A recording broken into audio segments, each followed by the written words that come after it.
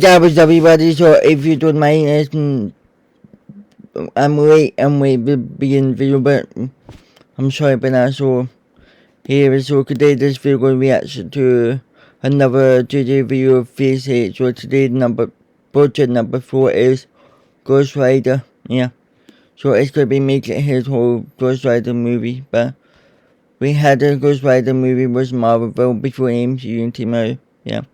So right now I'm going to reaction to it. I'm sorry, this voice and it may be difficult, but so yeah, so 1, 2, 3 reaction.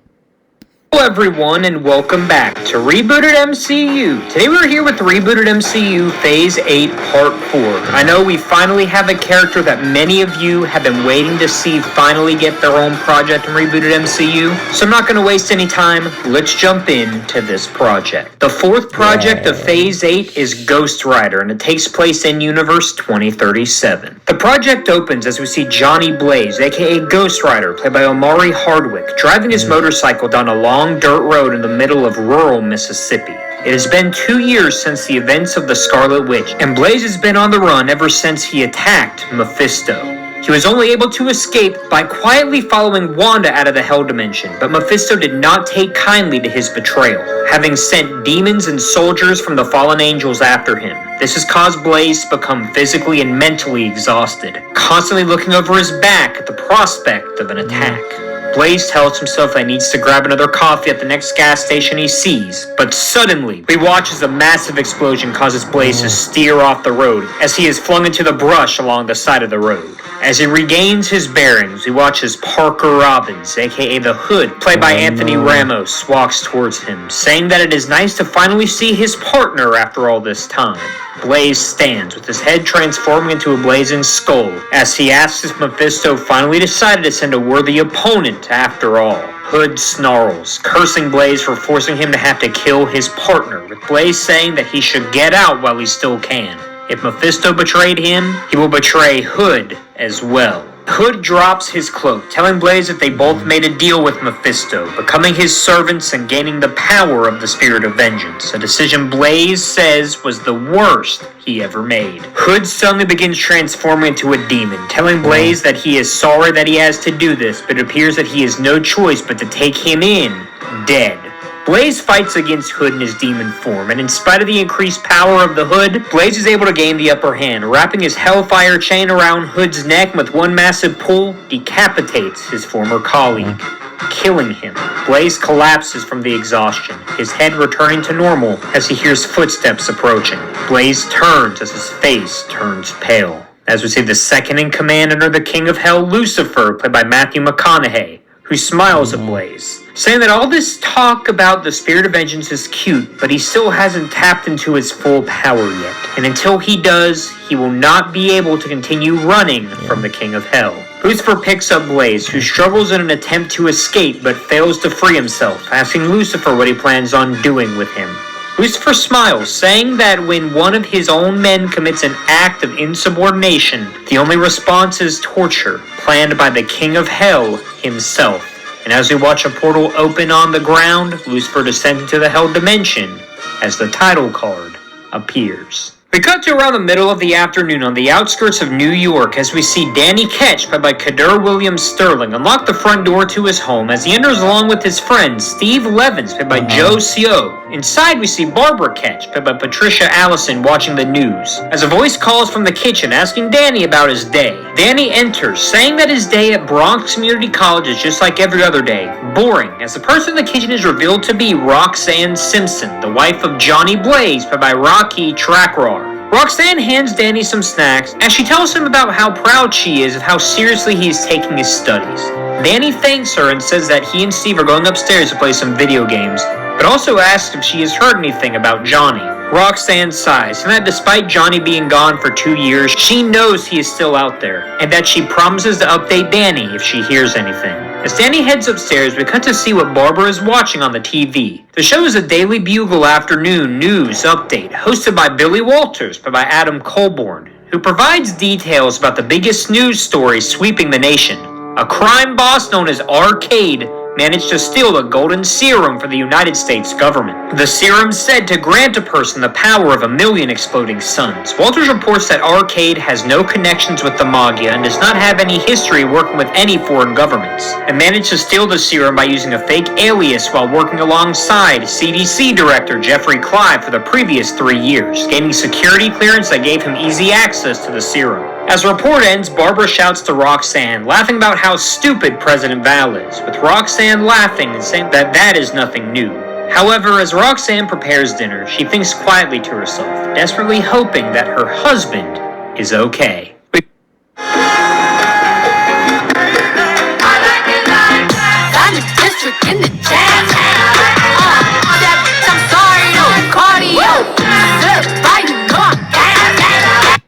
We cut to the third circle of hell as we see Blaze kneeling before the man known as the King of Hell, Mephisto, played by Wes Bentley. His hands are chained and held by Lucifer, as Blackheart, played by Condor Swindles, and Malevolence, played by Maya Hawke, stand and watch. Mephisto laments about Blaze's betrayal, describing how painful it was to be burned by the hellfire, stopping to shed a tear, before the 4 demons burst out laughing, with Mephisto apologizing to Blaze, saying that he thought it would be fun to pretend that his attack against him amounted to something. Blaze sighs as Mephisto says that despite Blaze's efforts falling short, his betrayal could not have come at a worse time, cursing Varney and his followers for acting prematurely. Mephisto stands above Blaze and asks him to explain to him directly how he failed to keep his end of their bargain, which causes Blaze to yell in anger, saying that Mephisto failed to move the man who he called Father, Crash Simpson, out of hell. Mephisto falls over laughing, struck by the thought that someone would be willing to challenge the King of Hell over the life of someone who had already died, but tells Blaze that he is both incorrect and ill-informed, as he kept his end of their bargain. Blaze attempts to lunge at Mephisto, growling at him that he would not have continued to act as his pawn if he knew what was going on behind the scenes. Mephisto hits a button that causes a picture to appear above his throne, telling Blaze that they are going to take a trip down memory lane to when he first agreed to act as his pawn. And as pictures begin popping up on the screen, we are told the backstory of Johnny Blaze and the man he loved like a father,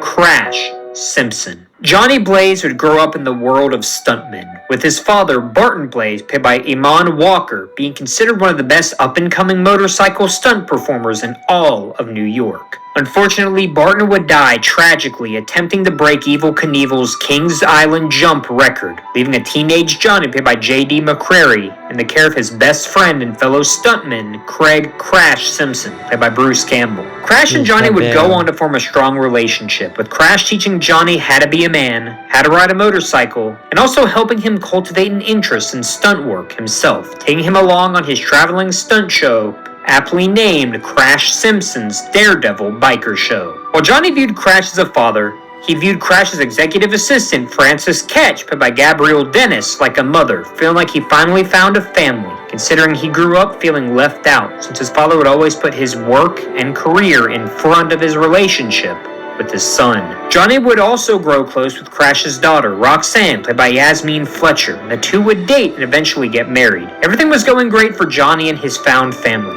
until one day, during a routine physical, a doctor discovered that Crash had terminal cancer, leaving him with only a few months left to live. Blaze was distraught, unable to comprehend the idea of losing the man he viewed as his father, and sought to find a way to cure Crash from his illness. Blaze called and consulted every hospital and medical expert he could find, but despite his efforts, he found no luck and got no answers, until he met a supposed expert in the field of dark magic named Lamia, played by Christina Ricci. Lamia claimed she knew a man who had the power to cure Crash, but receiving the cure would require a sacrifice from Blaze, one extreme and life-altering, a notion that did not deter Blaze, who was adamant in his resolve that he would cure his father. Lamia would take Blaze to meet the King of Hell, Mephisto, with it being revealed that Lamia, a vampire, had been working for Mephisto, and had been promised to be relieved of her duties if she provided Mephisto with a suitable replacement. Blaze explained the situation to Mephisto, who agreed to cure Crash of his illness if Blaze gave Mephisto his soul and served as his henchman for 6 months. The amount of time it would take for Crash to be cured, plus an additional 2 months as a sign of goodwill. Blaze would agree, giving Mephisto his soul and being imbued with the power of the spirit Spirit of Vengeance, becoming Ghost Rider, a ghastly character who drove around on a fiery motorcycle, fighting off enemies of Mephisto while using his demonic chain. 6 months would pass and Crash would be completely healed of his cancer. But when Blaze told Mephisto that he would cease to be Ghost Rider when the final 2 months had passed, something strange happened. It was only 2 weeks after Crash got word that he had been healed from his cancer that a horrific accident would occur during his show live in Madison Square Garden. An accident that resulted in the death of Craig Crash Simpson. Blaze was heartbroken, asking Mephisto if there was anything he could do, with Mephisto telling him that if he agreed to remain Ghost Rider for the rest of his life, he would ensure that his father flourished in the afterlife.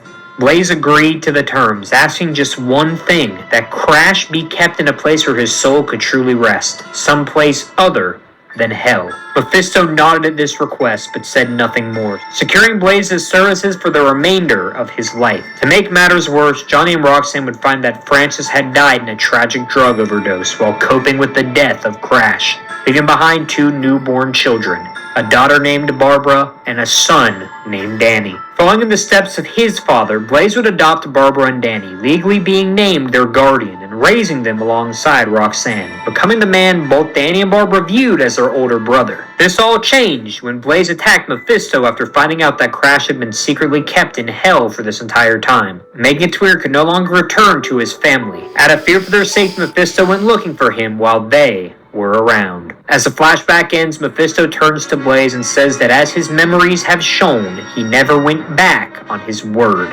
Blaze screams in fury, telling Mephisto that he promised him that he would move Crash to somewhere nice, not being kept trapped in hell. Mephisto laughs hysterically as he falls back into his seat, asking Blaze if he thought that he was capable of moving Crash to somewhere angelic like heaven, before the conversation shifts towards a mysterious box and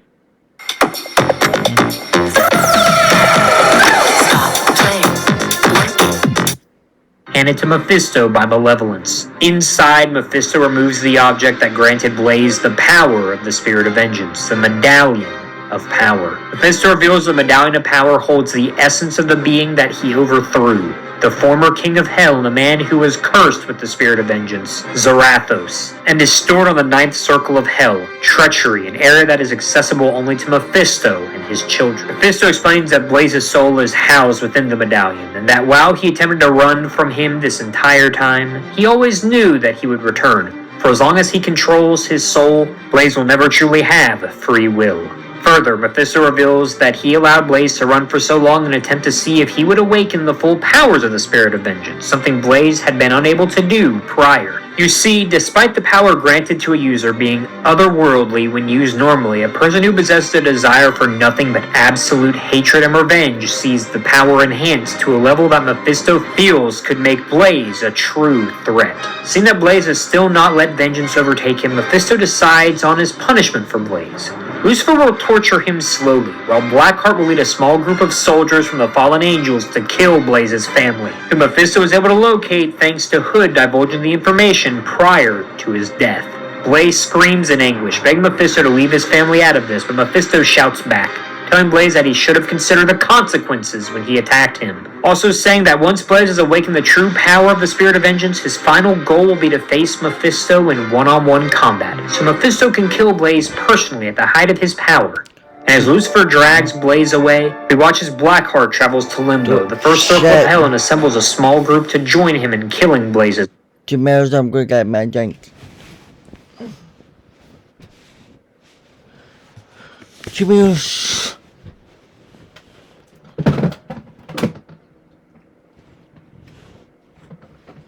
I got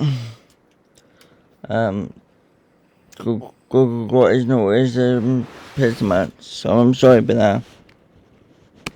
Family. Zadkiel, the leader of the fallen angels, played by Axel Henny, and his 2 most trusted men, Gadriel, played by Dylan Arnold, and Esferes, played by Meki Leper. Inside the Ketch household, we watch as Danny and Steve sit in Danny's room playing GTA 6, while Roxanne and Barbara sit on the couch watching a documentary directed and produced by Alex Flores. A knock is heard at the door, and when Roxanne goes to open it, she is greeted by Blackheart and the members of the Fallen Angels. Danny and Steve complain to one another about how long it has taken for Rockstar Games to release GTA 7, as the duo suddenly hear the crashing of glass and screams from downstairs. We cut to see see Gadriel holding Barbara by the throat. Roxanne screams for him to stop as tears roll from her eyes. Gadriel tells Roxanne this is what happens when someone defies the King of Hell, and says that maybe before she suffers the consequences, she should have invested more time into finding out what her husband was up to. Suddenly watches Danny leaps at Gadriel, which frees Barbara from his grasp, as the three of them fall to the ground. Gadriel laughs, complimenting Danny's power, who says that getting in fights at school finally paid off after all.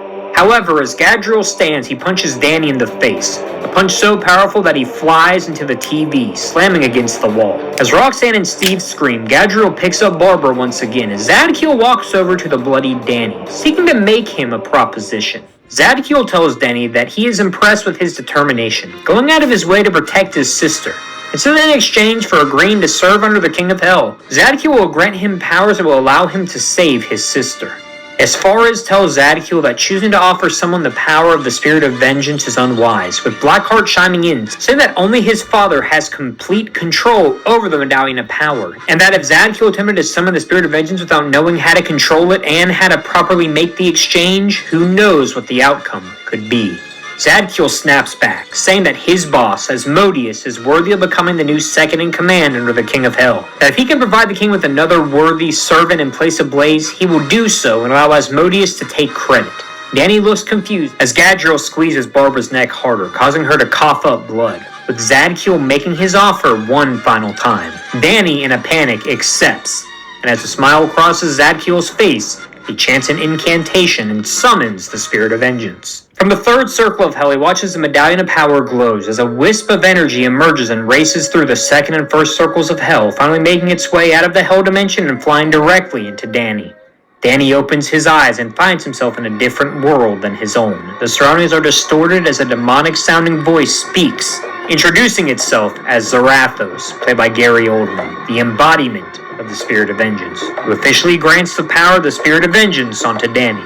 However, Zarathos notes that not only does Danny not hold vengeance in his heart, but the young punk who overthrew him failed to make a proper exchange for the power, meaning that Danny will owe no allegiance to the King of Hell. Danny begs the voice just to help him save his sister, which causes Zarathos to laugh, telling Danny that he hopes he uses this power to become the biggest pain in the neck the King of Hell has ever dealt with. One day, I'm going to be a soldier or a sailor. As we cut back into the living room, we notice that Danny's face has become a skull engulfed in a flame, but instead of a normal flame, Danny's flame is blue. Gadriel turns and stares down Ketch as he lunges at him and begins absolutely ripping Gadriel to shreds, with massive blows that even the demonic power of Gadriel can't seem to withstand. Roxanne quickly pulls Barbara away from the action as Zadkiel smiles and tells Ketch that he can stop now, as there is no need to kill one of his top men. However, Ketch continues to wail on Gadriel, whose face has become bloody and scratched. Blackheart turns to Zadkiel, telling him that he is an idiot, as the blue flames signify one thing and one thing only. The Spirit of Vengeance was corrupted since Zadkiel failed to properly execute the exchange, and because of this, Ketch has not been granted the power of the Spirit of Vengeance, but rather the Spirit of Corruption.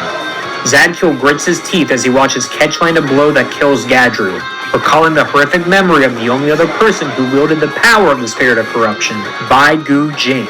As Gadriel lies dead, Asfaris asks Zadkiel what they should do, with Zadkiel screaming that he should kill the boy, as that is one of the only ways to free a spirit. However, Ketch easily defeats and kills Asfaris, walking up and grabbing Zadkiel by the neck and demanding that he take him to wherever they are holding his big brother. Blackheart approaches Ketch, attempting to attack him, but Ketch turns and lands a blow so powerful that it knocks Blackheart out, Zadkiel screaming at Blackheart to stay down, as the Spirit of Corruption is more powerful in facing demons, and those who derive their power from vengeful and corrupted spirits, a lesson they learned when Jing attacked Limbo.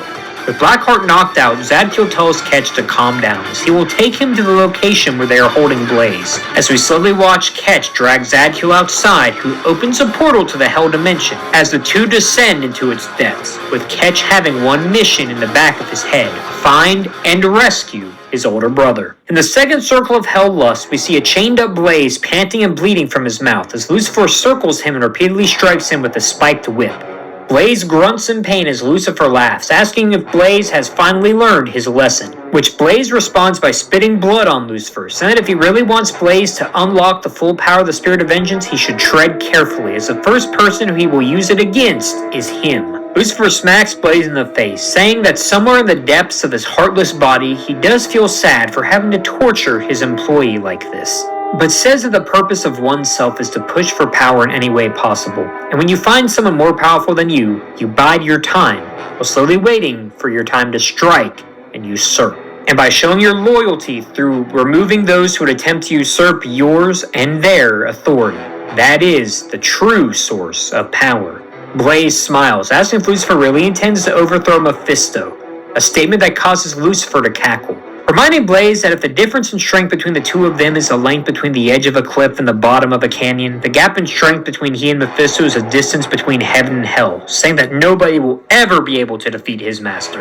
And this indestructibility is what has caused him to become obsessed with creating games that result in chaos. It's the only thing that gives him a sense of tension, where the outcome and the dominoes that fall as a result aren't fully within his control. For when you don't fear death, life becomes very boring.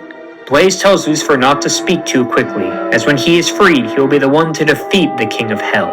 Lucifer punches Blaze as he laughs hysterically once again, saying that Blaze shouldn't worry about Mephisto when he hasn't defeated him yet. So that the only way Blaze could prevail is if someone were to come and rescue him. But unfortunately for Blaze, after his family is killed, he will have nobody left who cares for him. Blaze looks down, worried for his family as Lucifer returns to whipping and beating him bloody. Back inside the Ketch household, he watches the two bodies of Gadriel and Esfaras slowly decay into nothing but ash, while Blackheart lies on the ground unconscious. We see Levins comforting a distraught Barbara, while Roxanne stands looking at Blackheart with her phone held up to her ear, as we hear the 911 operator ask Roxanne what the problem is. Roxanne struggles to explain what happened, saying that her house has been ransacked by supernatural beings, and she isn't sure whether she needs paramedics, the police, or both.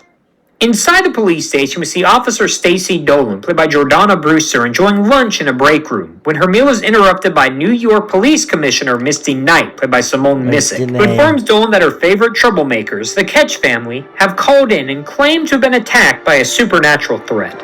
Dolan rolls her eyes, as Knight asks if they should send in medical or just let Dolan go and assess the situation. Dolan stands, putting on her shades, and says that in all likelihood Barbara is just having a bad trip, and there's no need to waste the medic's time, as she will assess the situation on her own.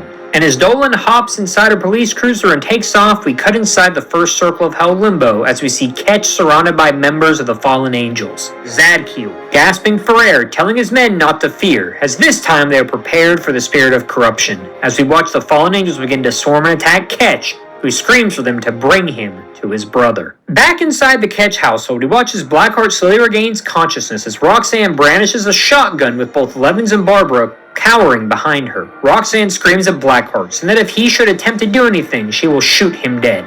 Blackheart stands, saying that he has bigger things to worry about now that the spirit of corruption has returned, recalling the story his father once told him. After the first Ghost Rider, the Blazing Skull was killed. Mephisto had but one person working for him in the Prime Dimension, the vampire, Lamia. Mephisto instructed Lamia to find a suitable replacement for Blazing Skull, leading her to find Bai Gu Jing, played by Eugenia Yan, an experienced mercenary who was primed for the role. However, Lamia foolishly attempted to grant the Spirit of Vengeance to Jing herself, failing to get Jing to exchange something for the spirit, an act that leaves Mephisto without any power to control the spirit, causing the spirit to become corrupted. And like Ketch, Jing's head was a fiery blue, which signified the spirit of corruption, a spirit that operates to destroy vengeful and corrupted beings, and resulted in Jing attacking Limbo and the fallen angels with a single blade, wiping out half the army before she was eventually stopped by Lucifer and Satan. Go curate for cash on Vinted. Don't use it, sell it. Searching for the one that does it all? New Olay Super Cream with SPF, with 5 benefits in one super cream. Blackheart laments that his father views him as a failure, despite his efforts to prove himself as a capable leader, saying that he cannot afford to fail anymore. Blackheart pushes Roxanne and Barbara aside, standing in front of Levins, who cowers in fear. Blackheart tells him that he cannot afford to return home empty-handed, and offers Levins a chance to gain power that will make him an unstoppable force of destruction, in exchange for his soul. Levins looks confused, failing to answer, which prompts Blackheart to grab him by the neck and telling him that this would be the best decision he could ever make, as choosing not to accept his offer would be a death wish. Levins nervously laughs before accepting Blackheart's offer, and as the spirit flies into Levins in the same manner it did with Ketch, we watch as a white wisp flies from Levins' body, and as he falls to the ground, his head begins to take the shade of a pumpkin set ablaze, with Levins transforming into the pawn of Blackheart who holds the spirit of vengeance, Jack-o'-lantern.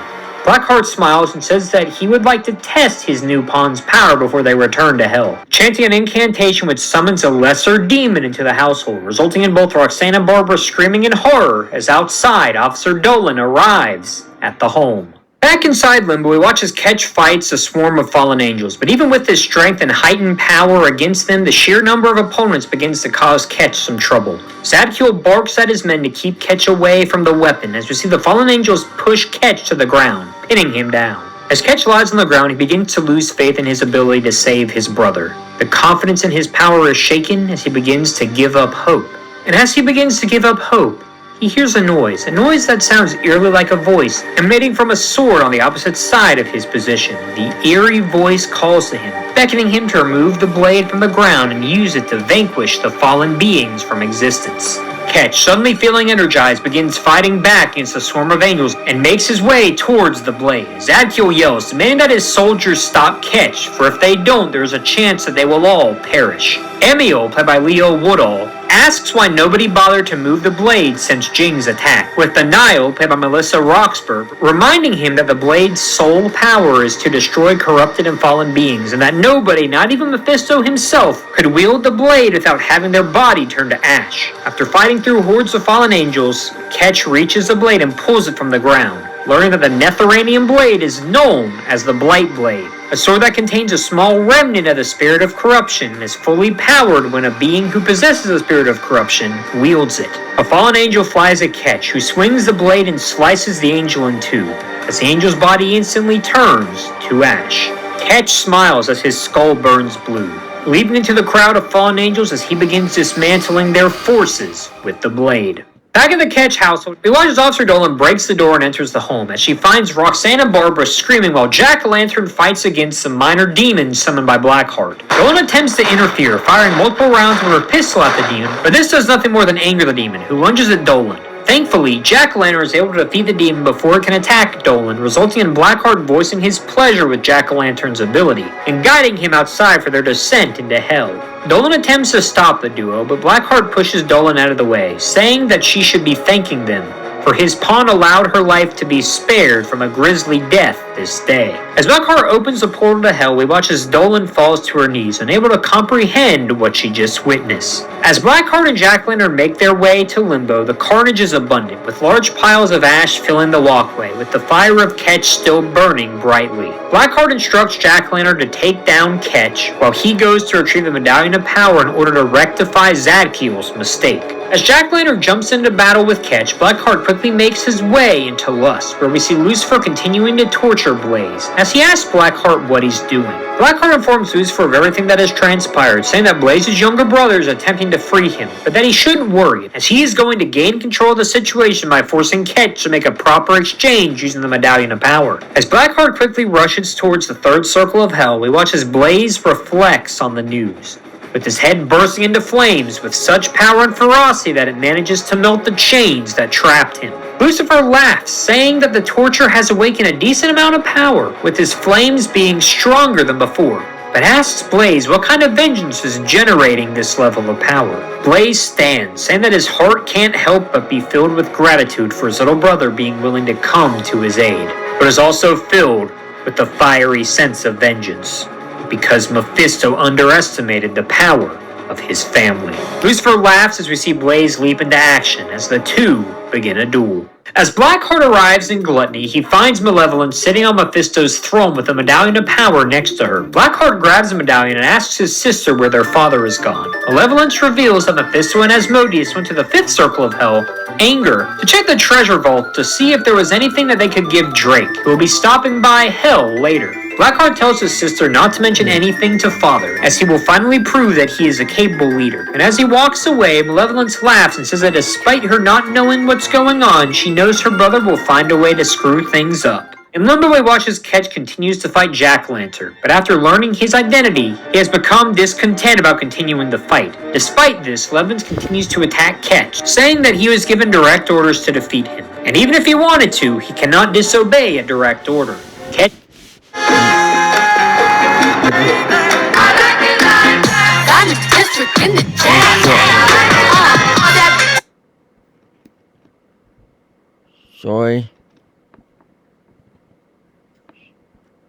Sorry, I'm not sitting in the so let's see. I go back so I didn't talk over with face record, but I'll just put it right on because I feel like the dark's coming up, so should be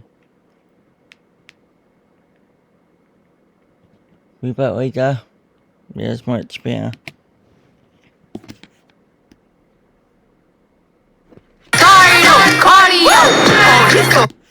Ketch sighs and tells Levins that even though they must fight, he promises that he will merely incapacitate him, as he will not kill his friend. As Blackheart sneaks back into Lust, we see Blaze and Lucifer battling it out, resulting in him hiding behind a large rock and observing the fight.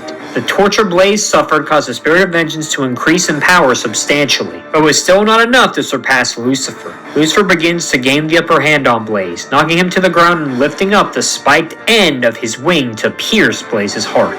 Lucifer thanks Blaze for his services, but tells him that the outcome of their duel is what happens when a mere peasant attempts to take on the king's army.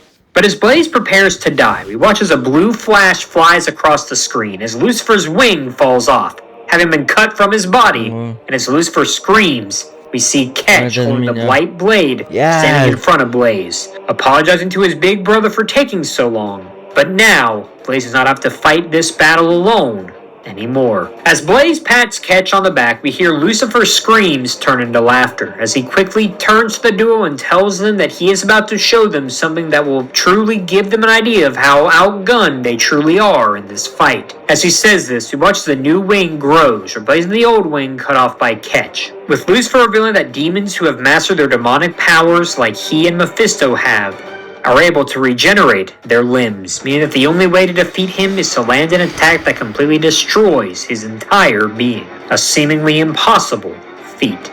Blaze and Ketch turn to each other, faced with a seemingly impossible task as they leap into the fight of their lives. Despite the numerous blows landed by Blaze and the limbs sliced off by Ketch, we watch as Lucifer continuously regenerates his limbs, and after a prolonged fight, we watch as both Blaze and Ketch begin to lose their stamina. As the two fall to the ground panting, Blaze turns to Ketch and apologizes for being a bad brother. Not only did he get involved in something he shouldn't have, but he dragged him into this mess as well. Lucifer cackles, saying that revealing this now won't mean anything since Blaze is about to die, saying that Crash's death was no mere accident, as it was orchestrated and caused by Mephisto himself in an attempt to ensure that Blaze would never quit working for him. Ketch turns to Blaze, who stands as the flame engulfing his skull grows more intense as he begins to pummel Lucifer. Lucifer finds himself unable to guard against Blaze, who tells Lucifer that if his goal was to awaken his full power, he succeeded, as the only thing Blaze wants now is vengeance for his father. Lucifer tells Blaze that he can seek vengeance all he wants, but there is simply no way for him to win this confrontation. Suddenly, we watch as Blaze becomes overtaken by the spirit of vengeance, instinctively grabbing Lucifer, looking him squarely in the eye and screaming, "Penance, stare!" Suddenly, we watch as Lucifer begins screaming in pain, his body being covered in cuts and bruises. As he screams at Blaze, asking what he has done, we watch as Lucifer's body is ripped into two, as seconds later, Lucifer turns into nothing but a pile of ash. Blaze Yes. falls over from exhaustion as Ketch runs over and asks him what he just did, responding that he has no idea, as it felt like the vengeance inside of him overcame his very being. As Blaze stares at the pile of ash, we watch as Blackheart jumps out from behind the rock and demands that Ketch renegotiate the terms of their agreement, demanding that he exchange his soul in order to keep using his new power. Blaze and Ketch turn to each other as Blackheart screams at the duo, saying that he knows the two are exhausted from their battle, so there is nothing they can do against him now. Ketch stands and walks over to Blackheart, holding up his blight blade to Blackheart's neck, saying that he is no longer in control of the negotiation, and demands that in exchange for allowing Blackheart to live, he will return Blaze's soul, while also allowing him to continue using the Spirit of Vengeance. Blackheart laughs at the proposition, but Ketch slices off a small piece of Blackheart's face, asking him what is more important, his life or Blaze's soul. Blackheart finally relents, releasing Blaze's soul, and as a final piece of their deal, opens up a portal to the Prime Dimension that allows Blaze and Ketch to escape Hell. As we see various shots around Hell showing the destruction caused by Blaze and Ketch, we also see a family reunited as Johnny, Roxanne, Danny, and Barbara all hug one another inside their destroyed living room. A few hours later, we cut inside Gluttony as Zadkiel, Emiel, Enniel, and Jack-o'-lantern stand before Mephisto, Asmodeus, Blackheart, and Malevolence. Zadkiel takes full responsibility for the mess that transpired, which causes Mephisto to stand and thank Zadkiel for his service before touching Zadkiel's shoulder, which causes him to scream in pain as his body disintegrates into ash. In anger, Mephisto then announces the new posts for his followers. Enniel shall become the new leader of the fallen angels. Malevolence shall become his new third in command, while Asmodeus will become his new second in command. Blackheart looks down in disappointment, which causes Mephisto to hit him on the back of the head, telling him that failures do not get rewarded, before demanding that everyone get back to work, as our most important client should be arriving soon. And afterwards, they'll begin planning the downfall of the two rogue Ghost Riders. Final shot of the project shows Blaze and Ketch cleaning their motorcycles, with Ketch thanking Blaze for finally teaching him how to ride after all this time. Blaze laughs before thanking Ketch for helping him out, mentioning all that he isn't thrilled that he has also gained a spirit. He feels the spirit of corruption suits him well. Ketch smiles before telling Blaze that he must know that eventually Mephisto will come after him again, which causes Blaze to smile, saying that if he does, he will lose, because he will not only face the full power of vengeance, but also the man who hunts the corrupted. And as the two fist pump one another, he watches the two hop on their motorcycles and ride off. New Dylon Blossom. Renews your covered clothes with a delightful scent. Try now.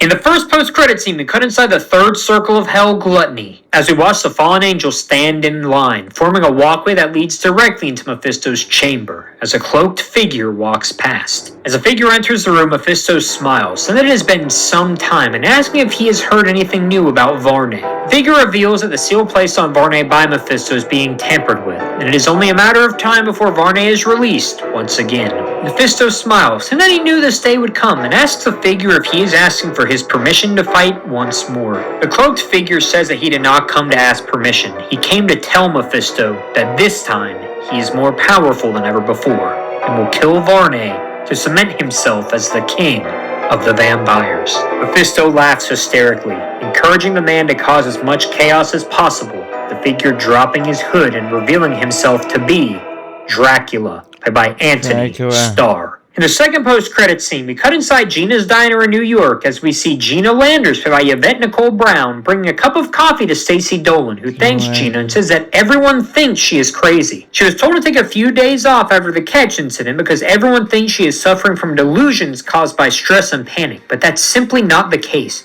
She saw monsters that day. Gina tells her that she has heard and seen crazier things before, and as she walks away, a man sporting a trench coat approaches Dolan's booth. The man tells Dolan that he heard about her story and that he believes her, handing her a card and telling her to call him if she experiences any more paranormal incidents. Dolan looks at the card, which has the name Night Stalkers written on it, asking the man for his name, who turns around and reveals himself to be Hannibal King, played by Freddie Stroma. And that is Ghost Rider. Yes, I know this was a little bit of a longer... Yes, that's the Ghost Riders, but I'm sorry I'm in begin videos being late because Timothy went to o'clock, but I'm sorry for that. So So I just put lights on because the dark's coming up, so yeah, but it's still afternoon, but you know, this is the way it is, cloudy, it's still raining, but yeah. So that's because it's Scotland, UK, I'm left for there, yeah. So, till see you tomorrow when project number 5, so see you tomorrow, bye.